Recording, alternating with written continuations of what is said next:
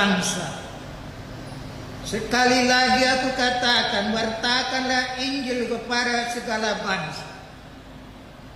Santa Teresia dari Lisieux akan menambahkan, aku akan berpuasa, aku akan menahan diri, aku akan berdoa agar kaki misionaris melangkah mewartakan Injil kepada segala bangsa.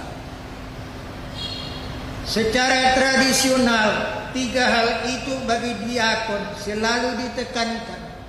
Yang pertama itulah mewartakan Injil, sampai diakon dibenarkan membaca Injil dan berkhotbah.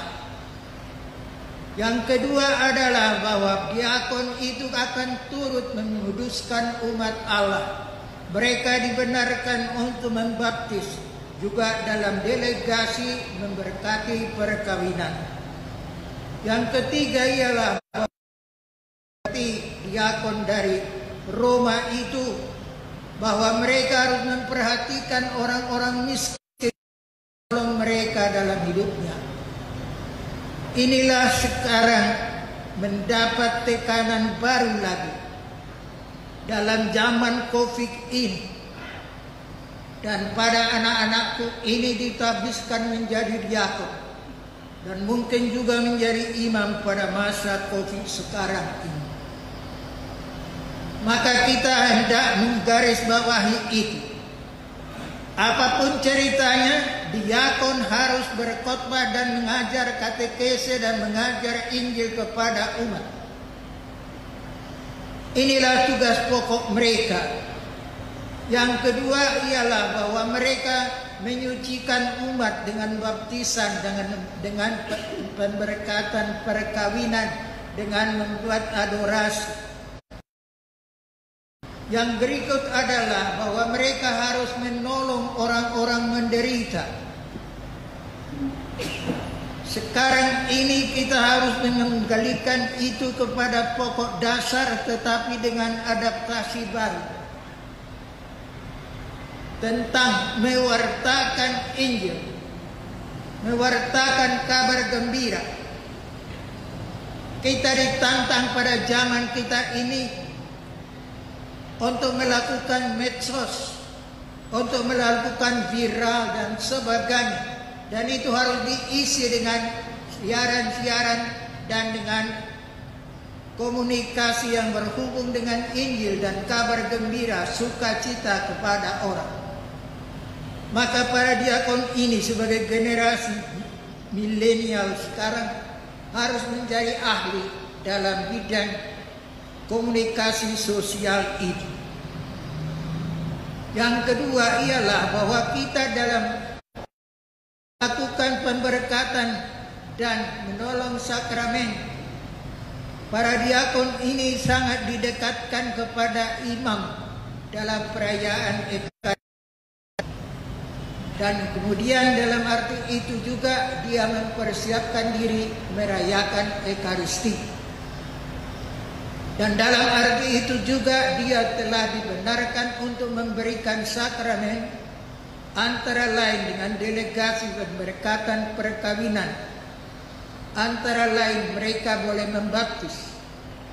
Dan ini harus dilakukan dengan sungguh-sungguh. Dan ini juga harus katekesenya melalui medsos yang gaya modern sekarang. Yang berikut adalah menolong orang-orang miskin sebagai tugas diakon. Sekarang ini dalam tugas diakon itu menolong orang miskin adalah kita yang hidup dengan solider, dan kita sangat cocok tema dari sinode kita bahwa kita harus hidup mandiri, solider, dan membebaskan. Sekarang para diakon harus mencoba mempraktekkan bagaimana orang-orang dan keluarga yang tidak mampu dapat makanannya.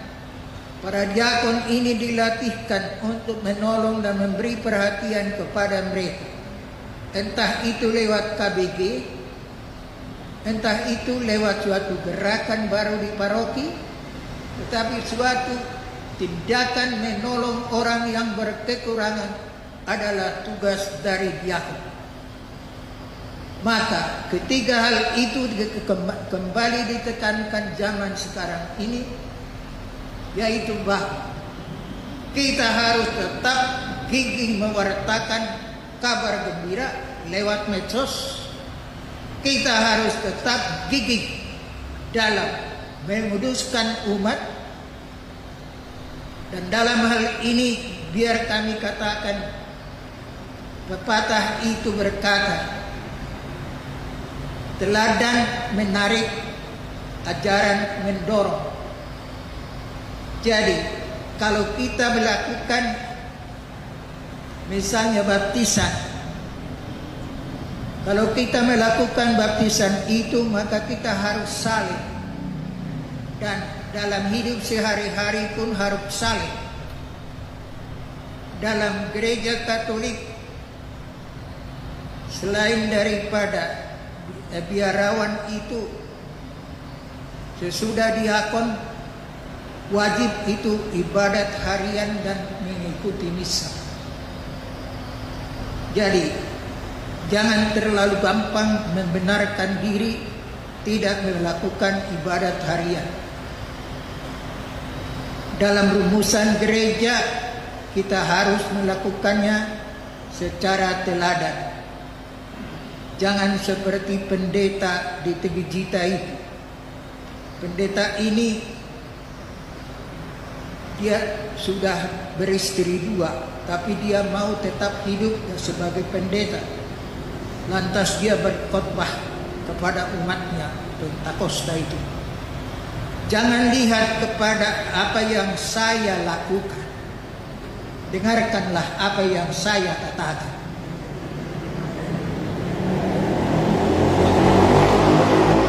Katolik tidak bisa begini. Nanti akan ada, lakukanlah apa yang kau percayai dan percayalah kepada kebenaran Allah. Siku kita tantang, terutama para imam biarawan biarawati ini, untuk memberi contoh bagaimana menghadirkan Tuhan. Demikian jugalah kita hendaknya menjadi teladan dalam memperhatikan apa yang disebutkan zaman sekarang ini, sepadan, setia pada agama dan negara. Kita harus berani menggabung itu, kesalehan kita, baik sebagai umat beragama maupun sebagai warga negara. Zaman kita sangat menganjurkan hal ini. Dalam hal itu juga kita sangat dianjurkan oleh Sri Paus dengan ensikliknya. Ensiklik itu Fratelli Tutti, semua kita bersaudara. Maka dalam arti itu kita selalu menjadi manusia yang harus membangun persaudaraan dan perdamaian lestari. Dalam arti itu, orang Katolik termasuk kita sendiri tidak boleh menjadi bagian dari problem, harus menjadi bagian dari solusi.